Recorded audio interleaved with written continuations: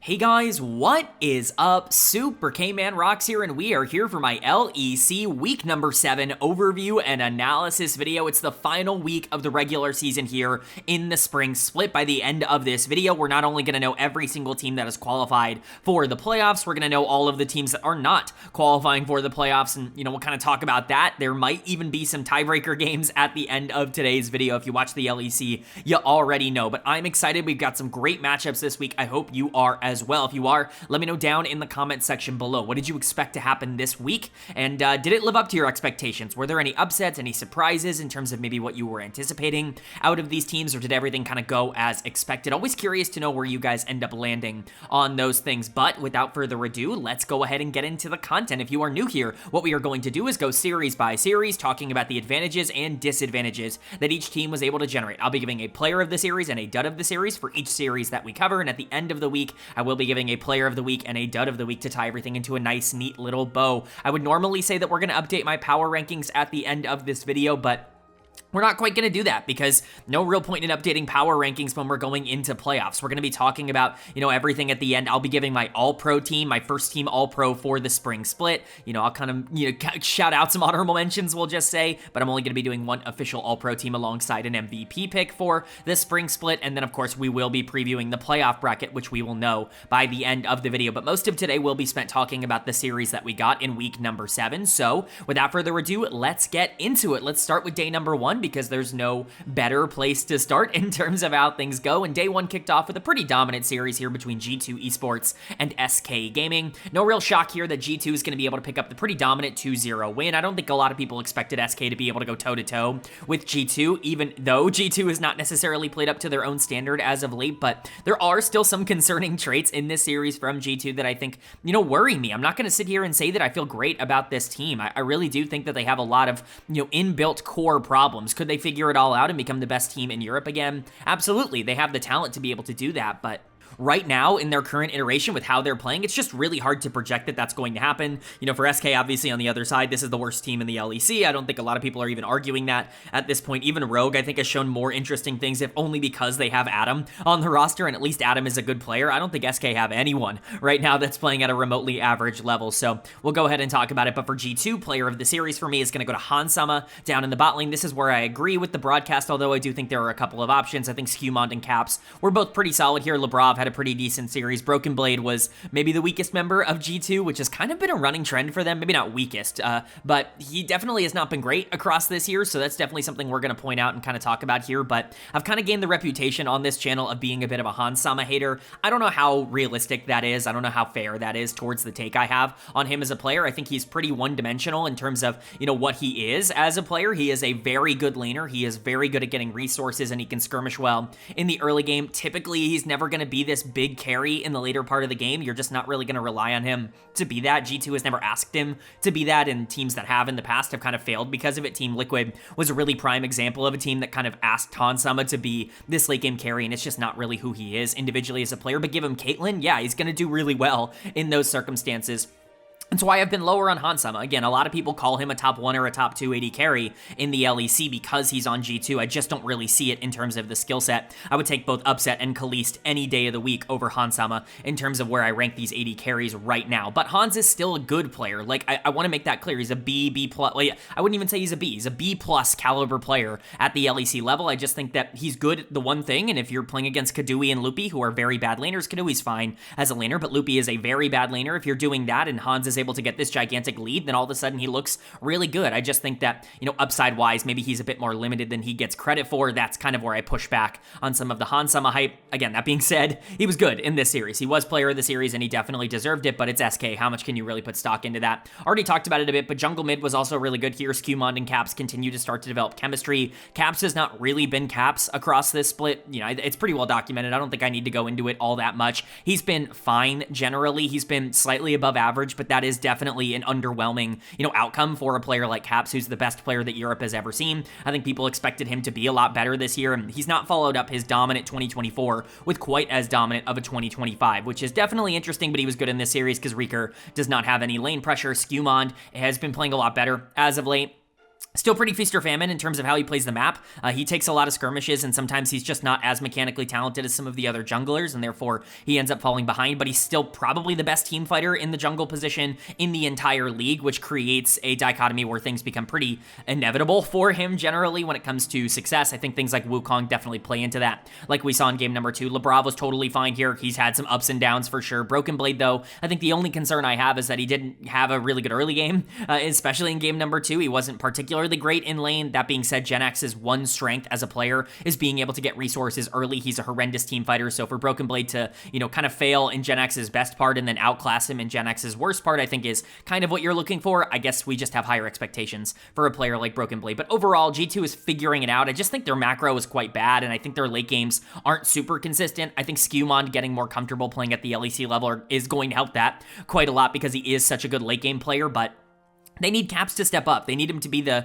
guy that he was last year, or at least a part of the guy he was last year. Right now, that's just not the case. He's a good, not great mid laner, and until that happens, I'm still going to be concerned that G2 isn't like a top 2 team in the LEC. But for SK on the other side, they're just bad. Like, they're not going to put up a ton of fighting in any instance. Like, this is a team that just doesn't really have a lot going for them. There's really not a lot to talk about in a positive way there. GIANTX is going to get my dud of the series, mostly because he just completely trolled in the back half of game number 2 on the Gragas, did a good job of generating resources in the early game. SK played really heavily into the top side and tried to get him an advantage, and then those resources went to complete waste in the back half of the game. Nothing was happening for GIANTX, and that is his fault. Like, that is his problem. This has always been an issue for him as a player, even going back to his first tenure on SK, is that he's a great laner. He's not a good team fighter. He has no idea what to do after 15 minutes into the game, and that continues to be an issue. This is Kadui's worst series, I think, as a pro so far, or at least as like a tier 1 player. This was not good at all. He got completely outclassed by Hansama in terms of how the 2v2 and even the skirmishes ended up going. Loopy can be blamed for quite a bit because he is just such a bad player, but Kadui was more at fault, I would argue, for what actually happened in this series. A lot of pressure put into the bot lane by G2, and Kadui had no way to be able to stand up to that. Reeker is not mechanically talented enough to be able to hold his own against Caps. That's just a baseline that he cannot hit, and Bukata was generally fine. I'm not blaming him entirely. He had some decent early games and at least had a strategy going into this, but there was never really going to be an opportunity for him to push that. So SK ends up dropping here. They've been eliminated from the playoffs, but this very much guarantees that they are not going to be making playoffs here as their final series of the split. But for G2, they've got one more later on in the week. It really is just going to determine seeding. Right now, they're in a good spot to be able to get one of those top 4 spots, which is upper bracket in the playoffs. Obviously, very important to be able to grab that. But G2 is not trying to be top 4. They're trying to be top 1, and I just don't know if they're on pace to do that right now.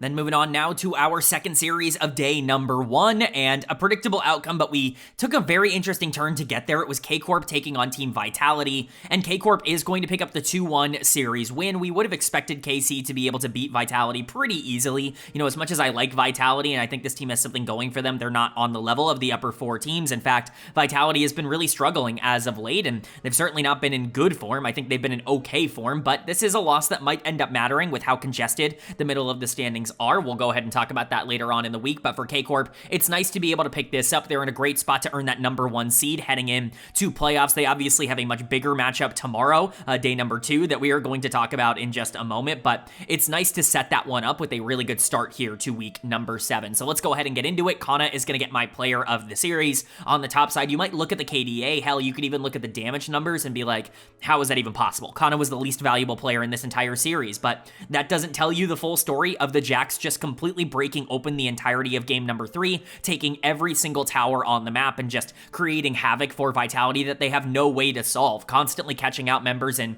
really advantageous positions, and KC playing around the split push Jax in an incredibly strong way. Kana was the main character in game number 3. I'm not even really considering anybody else for player of the series. Credit to Kaliste. I thought he did a great job throughout the beginning part of the series, sans canceling the ultimate in game number 2. Credit to Yike, who I think also had a pretty solid series. Vladi played really well in the mid lane, but like at the end of the day, Kana was really the answer for player of the series here just because of the amount of impact that he had in game number 3. And this is kind of the example. We're seeing Yorick pop up a lot internationally, especially like LCK, LPL. We're seeing Yorick become a very popular pick over in those eastern regions, and we very rarely see the Yorick actually be able to take over. I think most of that is because teams know how to play against split pushers in a really positive way, but when they don't, like they can destroy the game. Like this is still a play style that can can actively 1v9 and win you the entire series by itself, and that's what Kana, I think, did in this one. He's kind of sneakily an MVP candidate, like maybe not even sneakily. Like, is he the MVP frontrunner coming out of day number 1? Obviously, we'll talk more about some of the other picks as we go throughout the rest of this week, but Kana's been amazing again across this split. He was incredible in winter, he's been incredible in spring. He's the best top laner in Europe, and it's not really a question anymore. You can point out the rest of this team. Kaliste was super good and has been super consistent for this team. I think it's really between him and Upset who the best AD carry just from a performance standpoint is right now.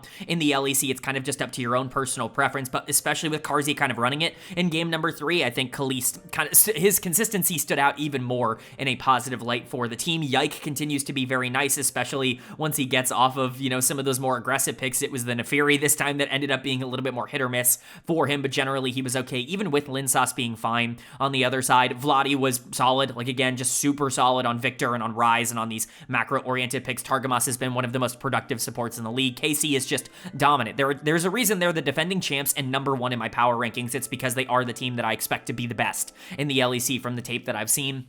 And then for Vitality on the other side, like, I hate doing this, but dud of the series kind of has to go to Carzzy, like, despite the fact that he generated so many resources for himself, because multiple times throughout that third and final game, he just completely threw them all away. He actively inted away his team's chances at victory, and that's just not good enough. I'm sorry, like, you can't get away with that and be comfortable. And I know that there are going to be a lot of people out there that are, like, either frustrated that I'm giving Carzzy dud of the series over someone like Niski, who continues to be a pretty big negative for this team, and trust me, I'm an anti-Niski as well. I've been very vocal about that on this channel, but I've been called a Carzzy hater over this channel's history for a reason, and that's because I just can't stand the fact that there's 1 or 2 or 3 games every single split that he insta-loses for his team. Other AD carries just don't do that at this level, and Carzzy is too talented to kind of get away with this and to not be criticized for those kinds of plays, even if he is playing with some aggressive, you know, flippy supports like Hylissang and like Niski. Carzzy can't play like this. He was inting away his team's chances of victory here, so he's going to get done of the series. I think Nako also just got outplayed on the top side. Part of it was his fault, part of it wasn't matchup-wise. He just got super far behind and he couldn't really stop the Jax at all. Linsauce, I think, was generally fine, especially in comparison to his scoreline. Chayek was, you know, okay. Ironically enough, I think Chayek's probably the best player on this team. He's certainly the most consistent and the one I feel the best about on a game-to-game basis, but I don't think his upside's really all that high, and then Niski has just been a disaster. It's been a complete failure in the support position so far. He has downgraded this team by a pretty considerable margin. You know, I called it out at the time, but it was ridiculous for them to replace Hylissang, in my opinion, considering how much he was doing for them in the winter split, both for good and for bad. He was just too crucial and too integral to what Vitality's identity was, that Niski coming in, no support experience, being asked to fill the role of the main character of the team, it was never going to go well, and it hasn't gone well. So Vitality now sit in a precarious position. There is a chance that they don't end up making playoffs, and that would be a massive disappointment for them. But for K-Corp, now they just have to worry about their big matchup against G2 later on in the week. If they can pick that up, they're going to be the number 1 team heading into playoffs. Then moving on now to day number 2, our middle day of the week here in the LEC, and we kicked off day 2 with a matchup between Team Vitality and SK Gaming, the 2 teams that lost on day number 1, and Vitality does get their revenge. They pick up a 2-0 win. SK is just in disaster mode right now. Everything is going wrong. Not that it really matters. They've been eliminated from the playoffs. This team was never going to be able to make it work, but their lineup is just so bad in comparison to everybody else in the LEC right now. They just don't even have hands, right? Like, the best mechanical players on this team are, I don't know, Bukata, maybe not even Bukata, like Kadui and Genax? Like, is that really what you're looking at for, like, the most mechanically talented players on your team when you're trying to make top 6? It's just a disaster in terms of what SK has constructed, and it's frustrating because I think there was some hype around this team because of their, you know, promotion of a lot of BDS Academy players that did so well in the ERLs last year, did so well in the LFL last year, but it just has not translated even a little bit to Tier 1. Just as a reminder to everybody, at the beginning of every year, we always go through this process, and I'm guilty of this too, where we look at somebody who succeeded and really kind of dominated in a Tier 2 level, and we're like, oh, that's immediately going to translate. The level of competition is not comparable. It is a completely different ball game going from Tier 2 to Tier 1, and we see that with SK. And then for Vitality on the other side, we've seen it from Vitality as well. Players like Nako have had some transitioning periods. Linsauce has had, you know, definitely some growing pains since coming up to the LEC, but, you know, things end up working out when you go up against SK. So let's go ahead and talk about it. Linsauce is, in fact, going to be my player of the series, but really, this is a team effort. You can give it to almost anyone. Karzi played significantly better in this series than he did in the previous one. Even if he wasn't really generating the resources himself, he was following through on them incredibly efficiently, and if you just wanted to go for somebody who was really consistent across both games, I think that that's fair. Nako ends up getting it on broadcast because he was really dominant with those equalizers in game 2, and he had a great game on Aatrox in game number 1, but I'm giving it to Linsauce because I think he had the single best game of the entire series in game 2 on the Naafiri. You know, we've seen Naafiri Annie as a mid-jungle duo really starting to get very popular in the East. Naafiri has obviously been incredibly dominant so far in the LPL, and especially in the LPL. It's been good in other regions, but especially in China, it's actually just been unreal and like unbeatable, and Annie has kind of been the preferred mid laner of choice because of just how aggressive they can be, and Annie in general can set up a lot of situations for Naafiri to be able to capitalize on. Annie doesn't need a ton of resources, and so jungle can end up taking a lot more. You know, it's a decent combo that we're seeing, again, just rise in popularity, and I think Linsauce did a fantastic job at being able to just completely break the game open on that. I've seen some takes that Linsauce is just not ready for the LEC, and I've been peddling those takes for quite a long time. In fact, I've been pretty vocal that I think Linsauce is a bit overrated at this level, and that he's kind of been a downgrade to Douglas in terms of just how things have gone in the grand scheme of things, but I do think he's starting to figure something out. I think the performances over the last 2 or so weeks have been the best he's shown in the LEC. That's not saying much because it's SK Gaming, and I'm certainly not going to put too much stock into Linsauce playing the strongest champion in the meta and completely obliterating the map, but at the same time, you do have to give him some credit for just feeling a bit more comfortable, and this was a player who had a ton of hype coming out of tier 2. Again, it just takes some time sometimes to get close to tier 1 level, and I think Linsauce hopefully is starting to get there. I don't know if they're going to run him back. I assume they will going into summer. I won't imagine that this team makes a ton of changes, but at least for now, you know, at least the trajectory isn't quite as doomer as maybe it was at the beginning of the year for him. Like I said, Karzi was good. Nako was really good. I think if you wanted to give player of the series to either of them, that's fine. Hell, if you wanted to give it to Niski in the support position, I'm not even super anti that. He was the better support in this series by a large margin, and what I hope this puts to bed is Niski the worst support in the league? No. Loopy is worse than every other player in the LEC, and it's not particularly close. He's the least valuable player in tier 1 Europe right now, and I don't even think there is any sort of argument. Again, we will get into that, but Niski kind of showcased that. The Nico, the Poppy, both of them were generally fine in this series, and I think you can consider that a positive. Even Chayek, like, I didn't bring him up, but again, he's the most consistent piece of this team by far, and he mega gapped Reeker in terms of how things went 1v1 in the mid lane. So credit to Vitality. This is a win that they absolutely needed to get in order to make sure that their playoff qualification was possible. It's still not guaranteed by any means, depending on what happens the rest of the week, but this is a nice setup for them. And then for SK on the other side, what do you even want me to say? I've already gone through it. Like, Loopy's really, really, really bad. He's dud of the series, and quite frankly, I don't know what SK's plan is because, you know, I kind of talked about them punting the season away by bringing in Kadui, and I do believe that that is the case, and I don't mean that in a super negative way towards Kadui. I think he's an interesting player coming out of the AD carry role, but getting rid of Rahel, to me, signaled that this team was not trying to win in 2025. They weren't trying to get top 6. This was not a team that was even going to attempt to compete in that regard. They just wanted to throw everything at the wall and see what stuck, and right now, we are seeing what's not hitting. And so does that mean they're going to make more changes going into summer? Is Loopy going to be gone? Like, I think that's kind of a must right now. I'm honestly shocked that he's still on the team, but he's been the least valuable player in the LEC by a large margin. Not quite as anti-valuable as Patrick was in the winter split for Rogue, but certainly close, and he's been much worse than Patrick so far in spring, and just getting gapped by Niski and just being super useless. It's just so disappointing. I don't understand. I was already low on Loopy coming into the year. He's been so much worse than I could have ever predicted, and that's just not a good sign. Reeker continues to be a complete non-factor in the mid lane. His hands, again, are just not good enough. It's really simple. He's got a good brain on him. The macro is pretty solid from Reeker. He has a good understanding of what to do when he's in a position where he can play from neutral, but he's never playing from neutral because he's losing lane every single game. He just doesn't have the hands to play in the LEC, and then GIANTX on the top side, he has the hands and he has no brain, and so he ends up getting blasted in the mid game here. It's just frustrating to watch. People are talking about Bukata and Kadui being like hard stuck on this team. I think that that's a little bit generous. Bukata is just your run-of-the-mill good jungler. Like, he's good at facilitators. He's not going to carry a team. And Kadui has some promise as a prospect, but also has been super inconsistent for them, especially because the rest of the team is kind of not playing well. This was a better series than he had earlier on in the week, but he was a bigger problem than Loopy was earlier on in the week against G2. So For SK, I think they're just a disaster. Worst team in the LEC. Players need to be replaced. Like, I don't know. If they go into the summer split with the same roster, that to me is an admission that we just don't want to pay extra players. We don't want to try and, bring anything together. We're just hoping to get to 2026 as quickly as possible. And then for Vitality on the other side, at least they picked up this win. Again, they needed to in order to make sure that they were in an okay spot to potentially qualify for the playoffs, but things are not locked in just yet. The middle of the LEC is still in a very up and down, section, and Vitality is probably going to have to hope for some outcomes later on in the week to guarantee their spot. Then moving on to our second series of day number 2, and this is the big one. This is the one we were all looking forward to the most, I think, in week number 7. It was Corp taking on G2 Esports. And Corp is going to defend their victory over G2 from the finals of the winter split by picking up another victory here at the end of the regular season. This is massive. What this basically guarantees is that Corp is the team to beat in the LEC. Regardless of what you think, Fnatic is not on this level. G2 is clearly not on this level. Movistar KOI has not been on this level.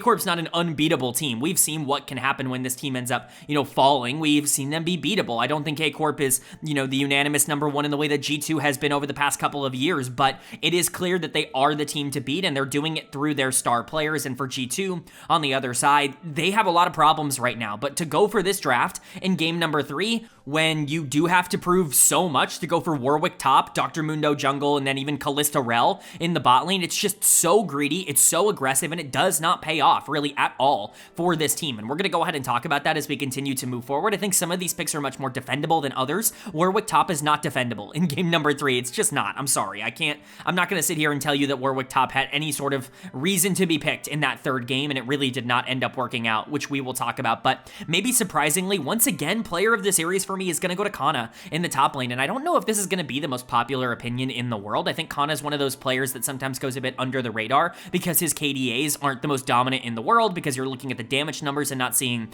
the most dominant thing of all time. That Ambessa game in game number 3 instantly ended the series. Like, it made it unwinnable for G2, and that's just what Kana does. He steps up when it matters the most, and if I need to become the biggest Kana glazer in the entire universe, then that's what I need to do. He's not only been the best player, or the best top laner in the LEC across this year, which by the way, he has been by a ginormous margin at this point. Broken Blade has certainly not been up there, and I think, Oscar Rinnan's another player that you would consider there. Even someone like Adam, in terms of performances, I would put up there just in terms of individual effort. None of them are even close to what Kana has been capable of doing here on Corp, and that's the most impressive part to me, is that he's so far and away the best player in his position. But on top of that, you can make a really strong argument he's been the best player in Europe so far in 2025. I think that there are other options, other candidates even on this individual team, like Kalist in the bot lane, that I think you could make an argument for, but I am going to put my, cap in there for Kana. Again, no spoilers for All-Pro and for MVP, but he's just been absolutely ludicrous for this team. And maybe you look at game 1 on the Gnar and you see like, he didn't really get to do much. His team kind of lost. You look at game 2 on the Gwen and you go,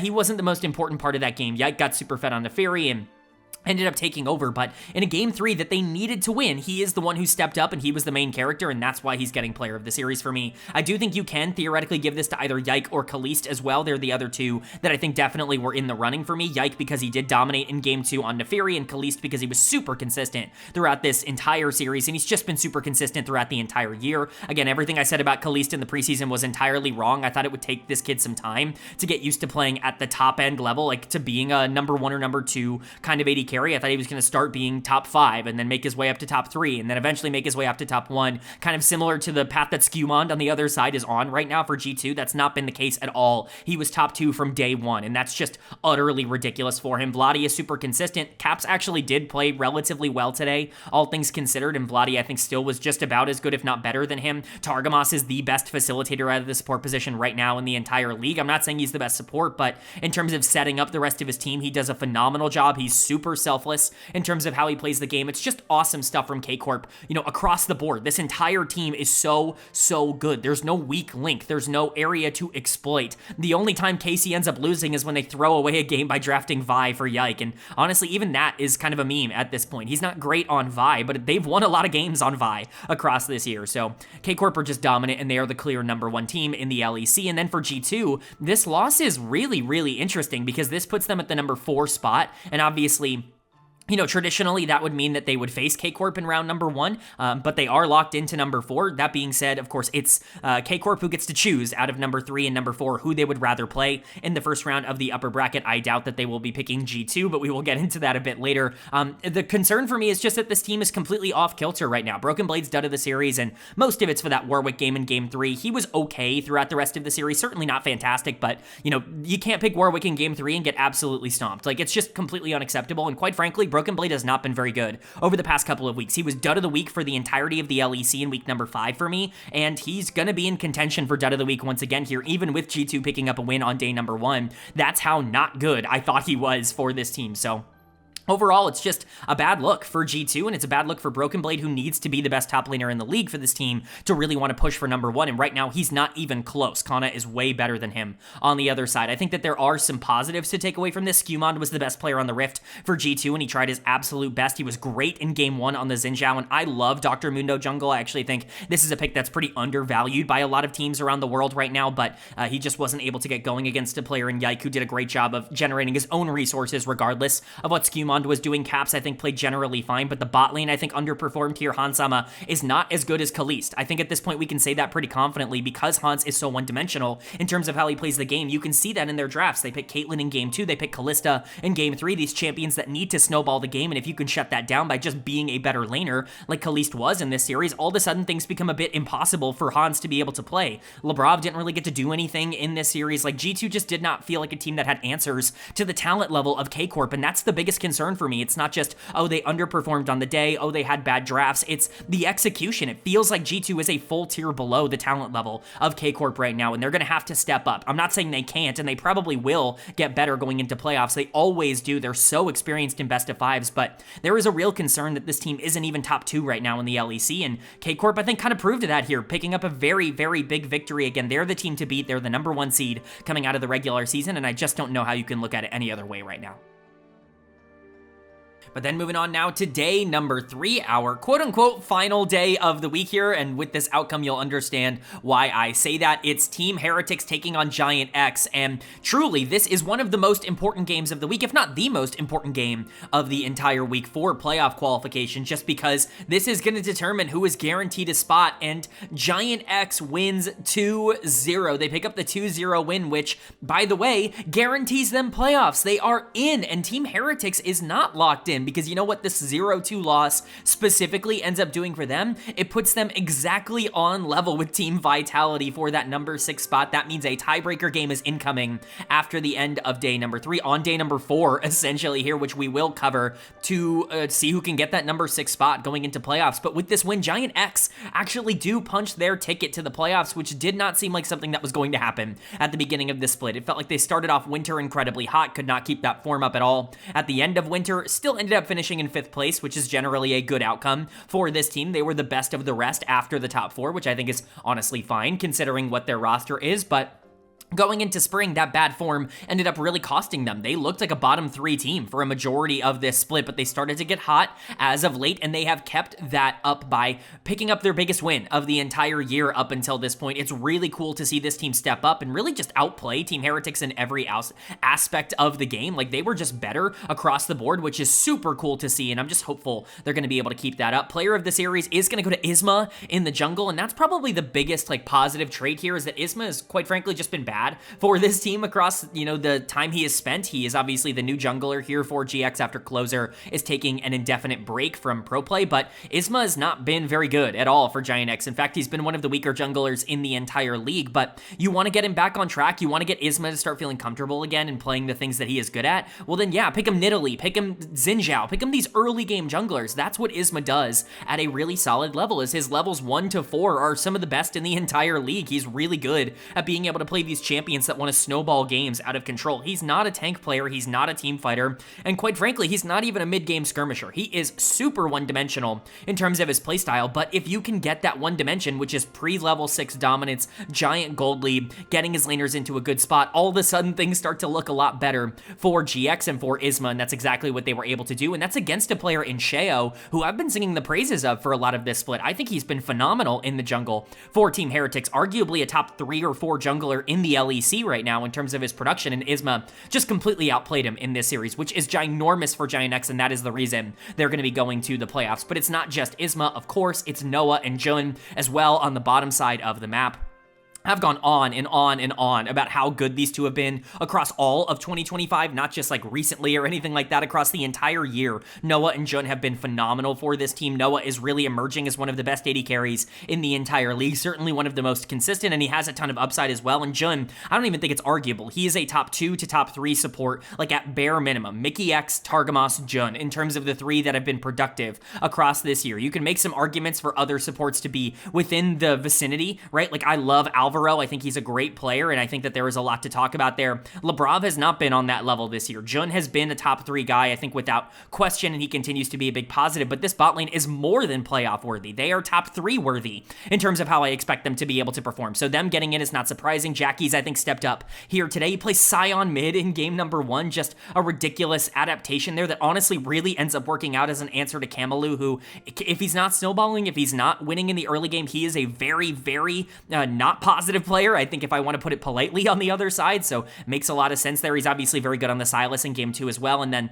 Lot was even solid in this series against Carlson, who's been way better than him in the spring split. So for GIANTX, this is a ginormous win, but the way that they won is super encouraging, and hopefully this means that they're starting to figure out how they want to play the game. If Isma can step up and really win early, you can rely on Noah and Jun to be able to carry the game from that point onwards. And then for Team Heretics on the other side, certainly not an ideal loss for them. I think they came into the series expecting to be able to at least pick up a game victory, because remember, if they lose this series 2-1, they're in playoffs. They're the number 6 seed no matter what. It's because they lost 0-2 that they have to go into a tiebreaker to see if they're going to be able to make it, and that's just worst case scenario. Everybody ended up getting outplayed here today. Sheo is going to get my dud of the series. Again, I've been kind of a Sheo glazer over the course of 2025 after being a bit of a Sheo hater in the past couple of years, saying that his job was much easier than a lot of the other junglers around the league, but he's been incredible this year. That being said, Maokai, Sejuani as answers to these really early game junglers, it's just not it. Isma needs to be taken out of his comfort zone in the early game. If you can do that, he's not going to beat you anywhere else, and Sheo just conceded the early game, gave Isma everything he wanted to get, and then just kind of left it up for GX to throw,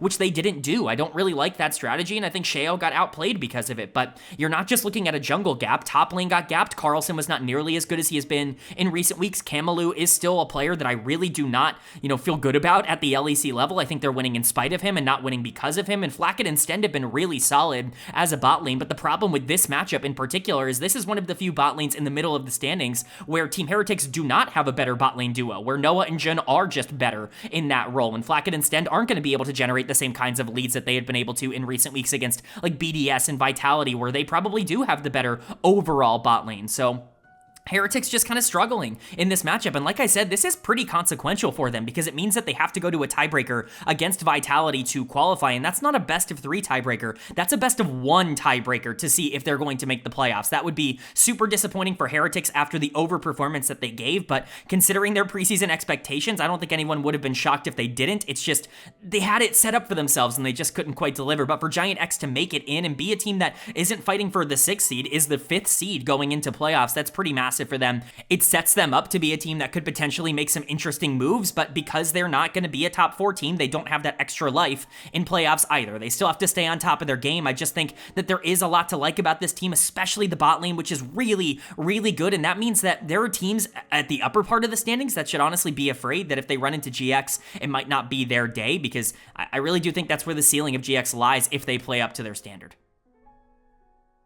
But then moving on to our final series, quote unquote, of the regular season, we will have that tiebreaker we talked about at the end here, but our final best of 3 of the regular season was a matchup between Movistar KOI and Rogue, and KOI is going to pick up the victory. This secures their spot, at number 3, I guess technically is what they were playing for. Not that that was really all that much for them. They're going to be in the bottom 2 of the upper 4, which means that depending on who Corp wants to select, they will be on either the top or the bottom side of the bracket. That's the only thing that really ends up changing. intriguing, but the more important thing from this series is this very well might be the last time we see the Rogue organization in the LEC. Obviously, it's kind of fitting that it goes out against KOI, who Rogue kind of was for a little bit of time, but this is an organization that has a ton of history in European League of Legends, and I think, if this is the last time we ever see them on stage, if the Na'Vi, sale ends up going through and they end up taking over for summer, obviously, this is an appropriate send-off for Rogue for what they've been the past couple of years, but it's certainly not an ideal one, and I think there are a lot of things to talk about here for this org, and this might be more of a memory lane trip than it is talking about the game itself,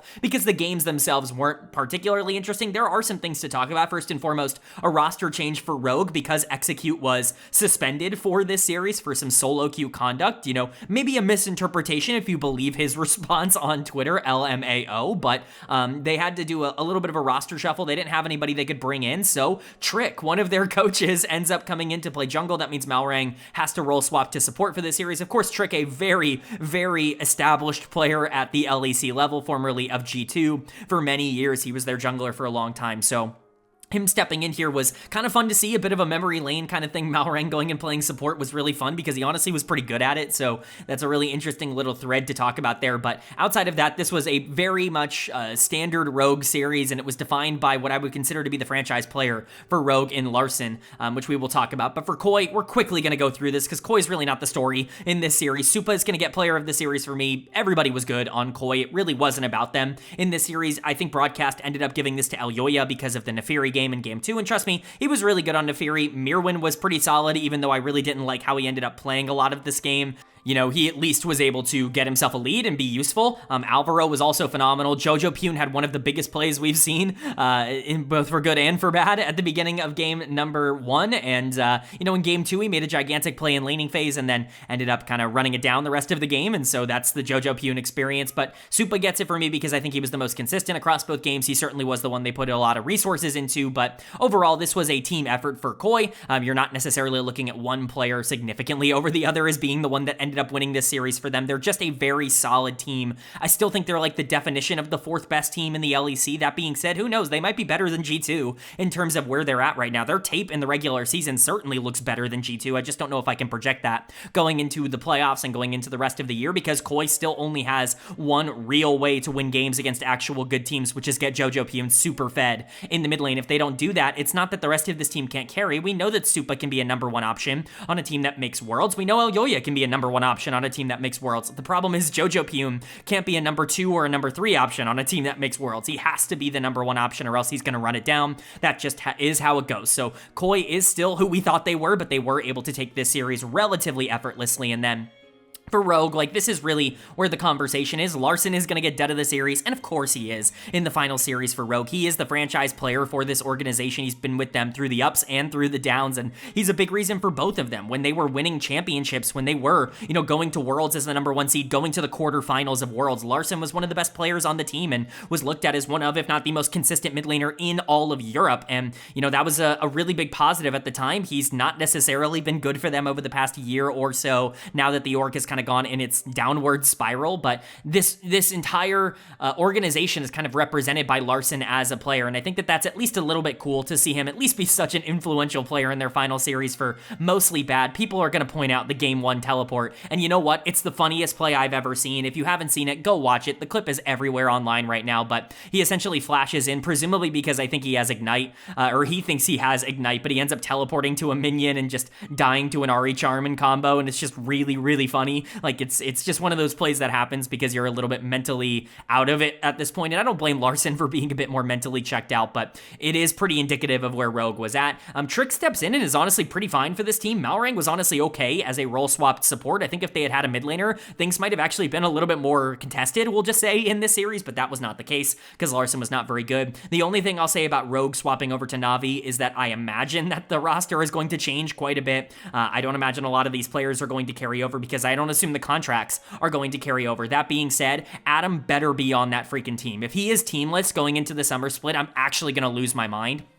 Like, it's actually just absurd how good this guy is at League of Legends and how much it just does not matter because he's playing for the worst team in the league. And he's been this good for years and years and years. I have constantly gotten flack for putting him as a top 3 top laner. I still think he's a top 3 top laner in the LEC. That's how good I think Adam is. I think he would be a welcome addition to any Na'Vi team. He's definitely the best top that you're going to be able to get this late into the season that isn't already locked down. So I would be stunned if Adam's not a part of that team. Outside of that, I think you'd probably clean house. Like, at least if you're me. I don't know if you bring anybody else here back. I say back, but again, the contracts I assume are not transferring over. If they do transfer over, then things are a little bit different. Larson's on a gigantic contract. I know they paid Execute a good chunk of change to come back here, so I imagine they would be running it back with at least some of this roster if that is the case. But really, the conversation now is what happens with these players and this org moving forward, because this spot looks like it's being sold, and we probably just watched Rogue's last game. But again, nice win for KOI. Not overly important. Like, again, worst case scenario, you lose this, and I believe you get 4th, depending on how you lose it, because you're tied in series score with G2, but because they end up winning it, especially 2-0, they're going to be 3rd in the regular season, and I think that that's generally a good outcome for KOI. But then moving on to our tiebreaker now, our final game of the quote-unquote regular season, if you really want to count it as that. This is for that number 6 spot in the playoffs. Whoever wins this will be the final team to qualify. The loser is done for the split. It's Team Heretics taking on Team Vitality.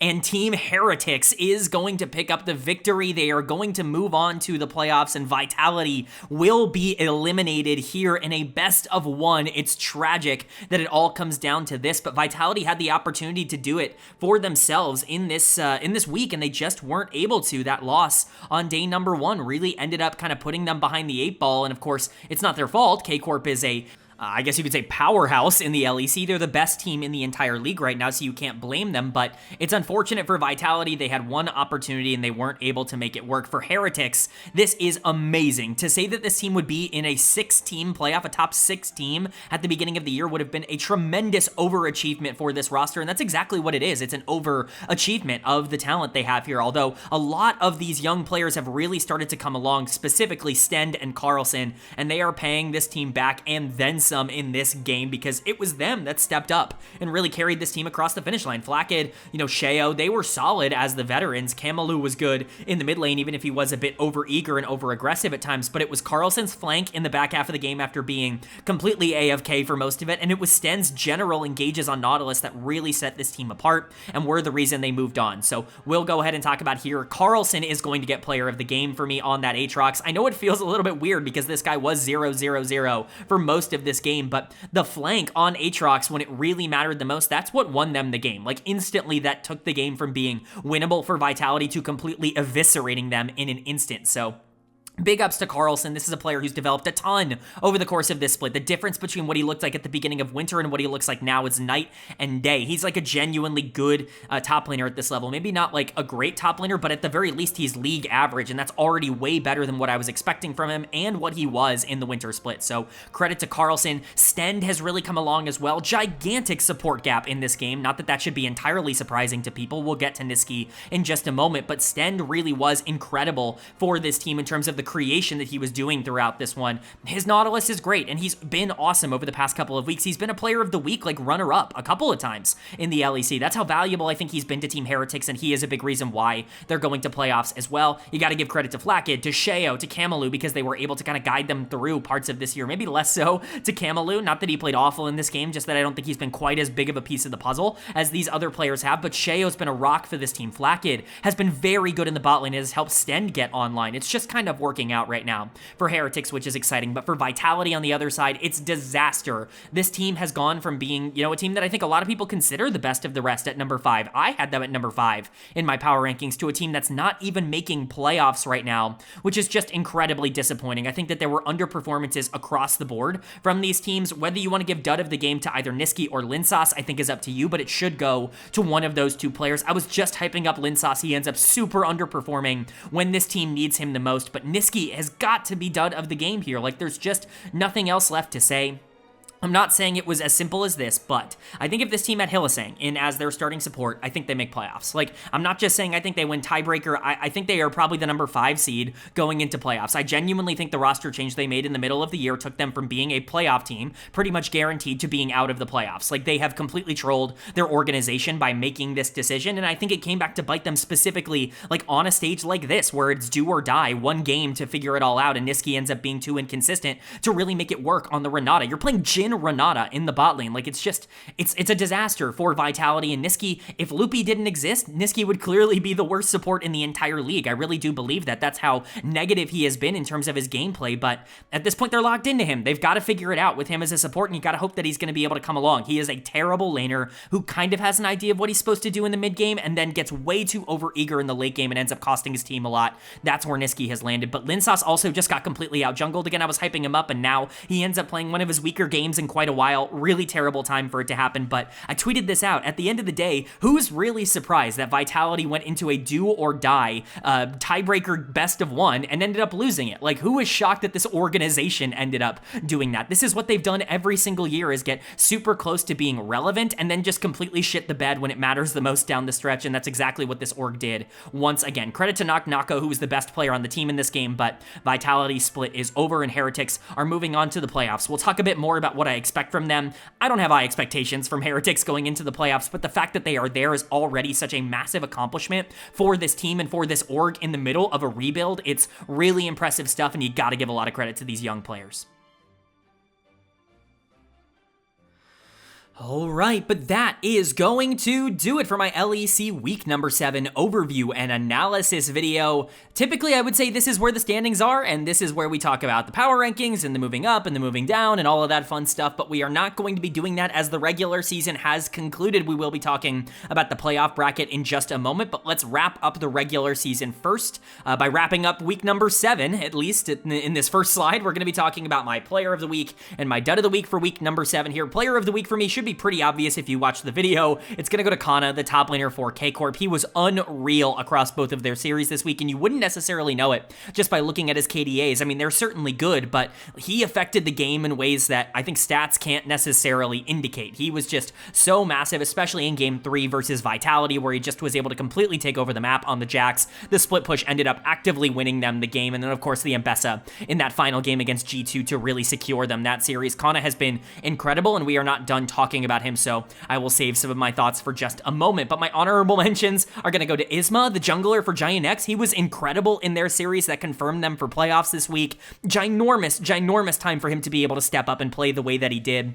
Of course, he needed to be that guy for GX. Like, Closer was pretty solid for them, and he needed to come in and fill those shoes. It's taken him a while to get comfortable, but now he's playing Nidalee and Xin Zhao and playing for these early games again. That's Isma. That's what he's going to do at a high level. Excited to see that there. And then Supa, the AD carry for KOI. This can really just be the entirety of KOI coming in here as an honorable mention. They were all basically as useful as everyone else on the team, but Supa, to me, was the most consistent, so he's going to be the other honorable mention. But my dud of the week, also pretty obvious for me. It's going to go to GIANTX, the top laner for SK. Pretty disastrous week for SK. Not that anybody is particularly surprised, but his flaws are just so easy to talk about and to kind of reference, if you will, because he is such a one-dimensional player. He is good in lane and horrible out of lane. He gets these early leads, and even this week he was able to get some early leads, but he was so bad at being able to convert them into anything tangible that he definitely deserves dud of the week for me in this final week. We'll see if he comes back for the summer split, but GIANTX is my dud of the week and Kana is my player of the week, but that transitions nicely into our final slide to close out the regular season, which is my All-Pro slide. And yes,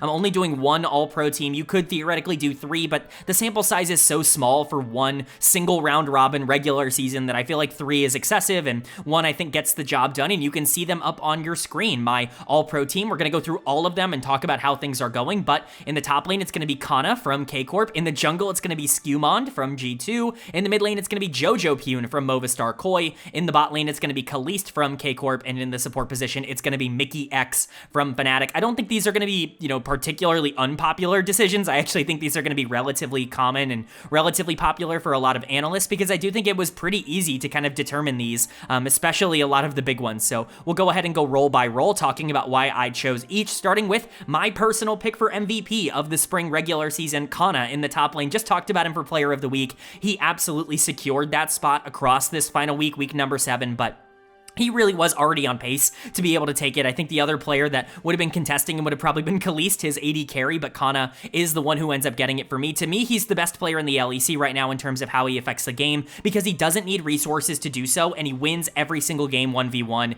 It's just ridiculous what he's been able to accomplish. He's easily been the best top laner in Europe across 2025, and that shows no signs of slowing down. Skewmond is going to get it in the jungle, which might be really funny to people who watch the channel a lot because I'm kind of known as a Skewmond hater, and I do kind of accept that title in terms of how I've been able to talk about him. But in terms of production, every single time G2 wins a game, it's because Skewmond plays well. The problem is that every single time they lose a game, he ends up getting out jungled, and so it ends up being a little bit more back and forth. But in terms of just raw value across this split, which is technically how I like to calculate this, the best way I can put it is who do I think added the most amount of wins to their team across this split. Skewmond did more for G2 than I think any other jungler did for their individual team, so he gets it here. Jojo Pyun's going to be my pick in the mid lane, kind of similar to Skewmond, where there can be some ups and downs, there can be some bad games every once in a while, but you look at every single win that Movistar KOI got, Jojo Pyun is influential in some way, shape, or form. He's just so crucial to that team's success, and to me, no other mid laner had that level of importance to their individual team. Like, you could say maybe Vladi had a better split in terms of consistency, but Jojo was significantly more valuable and useful to KOI as a player than Vladi was